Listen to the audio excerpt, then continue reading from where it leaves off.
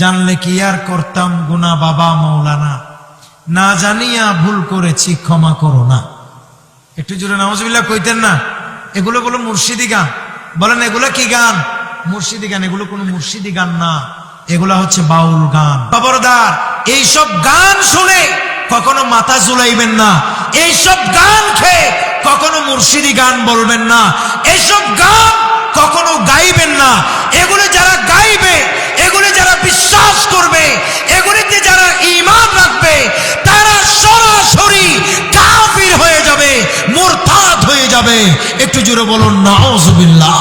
এই যে কয়দিন আগে দেখছেন মুর্শিদ বিনা কেউ দিবে না জান্নাতের তরে নিয়ে কি অবস্থা শুরু করছে।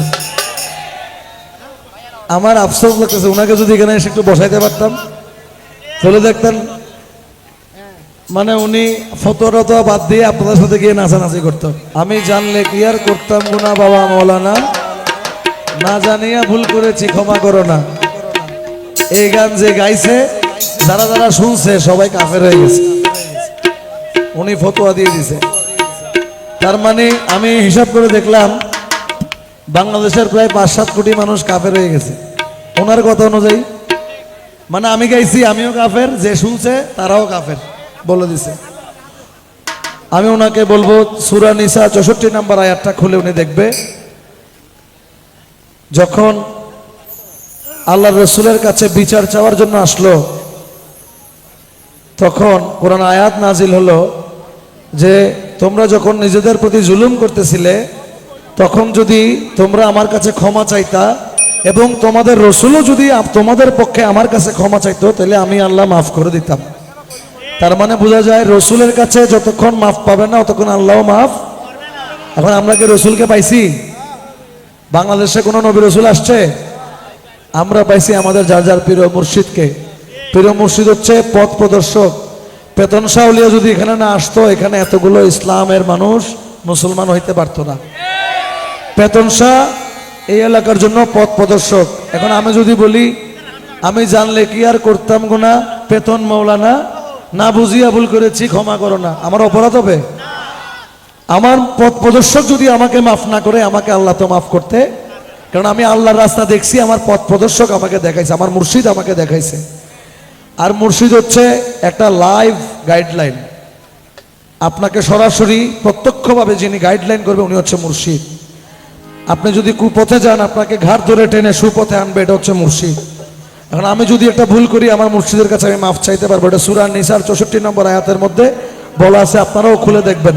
আপনারাও বলেন আমি জানলে কি আর বাবা মৌলানা, না জানিয়া ভুল করেছি ক্ষমা করো।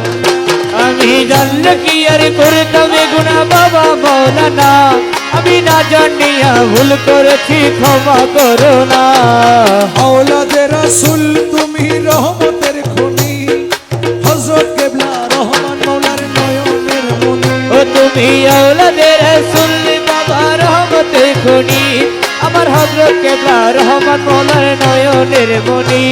বড় আশা নিয়ে কান্দি তোমার শ্রীচরণ ধরি, বড় আশা নিয়ে কান্দি তোমার শ্রীচরণ ধরি। আমার ভব সিন্ধু পার করাবে বাবা ভান্ডারি, আমার ভব সিন্ধু পার করাবে বাবা ভান্ডারি। ইয়া গাউসুল আযম ভান্ডারি, রহমান মওলা বাবা ভান্ডারি। ইয়া গাউসুল আযম ভান্ডারি, মওলায়ে রহমান বাবা ভান্ডারি।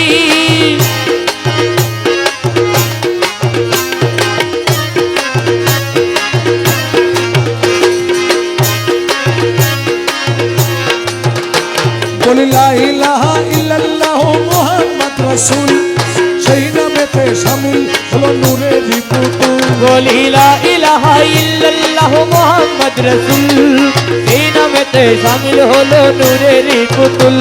আমার মন প্রাণ সঁপে দিলাম মওলার চরণে, গোলাম হয়ে থাকবো বাবার নূরি কদমে। আমার মন প্রাণ সইবা দিলাম মওলার চরণে, আমি গোলাম হয়ে থাকবো বাবার নূরি চরণে।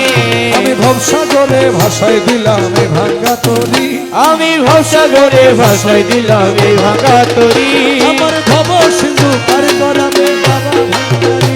আমার ভব সিন্ধু পার করাবে বাবা ভান্ডারি রহমান রহমান রহমান রহমান ও রহমান রহমান রহমান রহমান আমি জানলে কি আর করতাম গুনা বাবা মৌলানা না জানিয়া ভুল করেছি ক্ষমা করো না আমি জানলে কি আর করতাম গুনা বাবা মৌলানা আমি না জানিয়া ভুল করেছি ক্ষমা করো না আওলাদের রাসূল তুমি রহমতের খনি হযরত কেবলা রহমান মৌলার নয়নের মনি তুমি আওলাদের রাসূল বাবা রহমতের খনি আমার হযরত কেবলা রহমান মৌলার নয়নের মনি বড় আশা নিয়ে কান্দি তোমার শ্রীচরণ ধরি বড় আশা নিয়ে কান্দি তোমার শ্রীচরণ ধরি আমার ভব সিন্ধু পার করাবে বাবা ভান্ডারি